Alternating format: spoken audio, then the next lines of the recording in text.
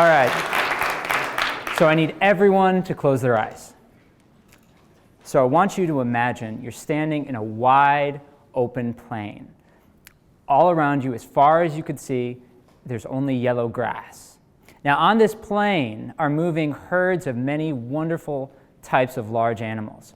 For instance, you look off to your left and you see a herd of zebras. To your right, you see a group of large elephants lumbering off to the distance. And now in front of you is a herd of antelope. Something's wrong. They stop, tense up.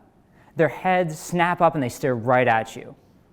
And all of a sudden, a large predator rushes from behind you towards the group. As it rushes by, you only have time to catch its yellow fur and black spots. You see it's a cheetah. One of the antelope doesn't get away. Open your eyes. Now, if I were to ask you to point at this map where you would go to see this scene, you would probably go right here, somewhere in Africa, maybe the plains of the Serengeti, Kruger National Park. But what if I told you you had another option? At one point in time, you could come to North America, not too far from here, and see exactly this. For instance, a long time ago, we used to have elephants, woolly mammoths. We had wild horses. We had giant condors, giant tortoises, camels. We had cheetahs, and we even had our own lions. Now, what happened to these? Well, they're not here anymore. So before I go on, I want to make a quick definition. So we have these two ideas in biology. We have extinct versus extant. And all of us know extinct, I think. And this book I found up on our bookshelf sums it up. For those of you who can't see, there's a picture of a dinosaur, and it says, "All my friends are dead."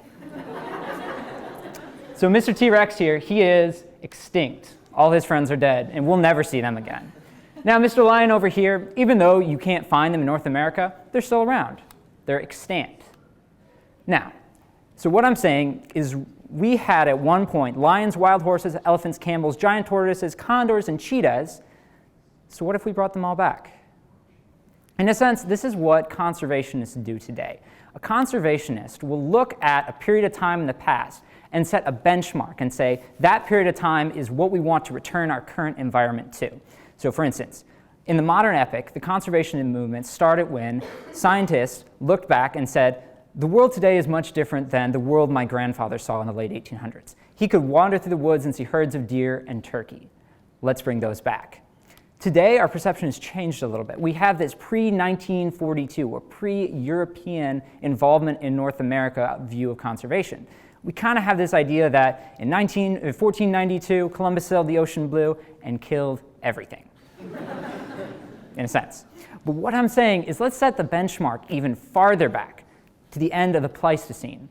Now, the Pleistocene is a period of time that ended about 10,000 years ago that was characterized by the presence of all the large mammals that I just mentioned.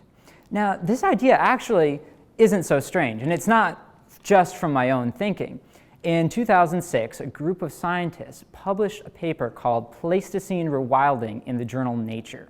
For those of you who maybe haven't heard of Nature, if you get published in it, you're doing something right. So this is what they were promoting. Over the period of time, over the next 50 years, what if we slowly introduce closely related species to what used to exist? For instance, Africa still has lions. Let's bring African lions and bring them here. But let's do it in a careful scientific manner. Now, in their paper, they outline a couple of positives to this. For instance, increased ecosystem function. They argue that ecosystems are things that evolve over long periods of time and are defined by the interactions of very large species many times. So for instance, elephants eat a lot of stuff. That's going to have an impact on how the environment evolves. And they say that, in a sense, the ecosystem that evolved 10,000 years ago with elephants, they still remember the elephants. So if you bring them back, we can make it more healthy and better. In addition, they say that we can create new populations of large mammals. Many large mammals are going to go extinct if we don't do something. So maybe we can make their chances of survival in the future a little better. They also cite economic benefits from tourism. Now, not everybody's so happy about this idea. For instance, they'll cite things like competition with humans. Well, think about it. If you're a cattle rancher and there's a herd of lions nearby, you're not going to be too happy. Or if a farmer with a field of corn wakes up in the morning and there's a bunch of elephants in the cornfield, not so happy.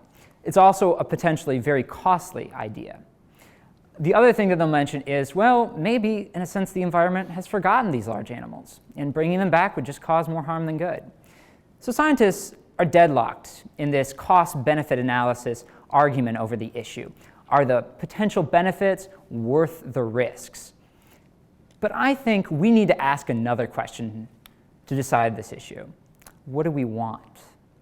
We talk so much about saving the environment, bringing back nature.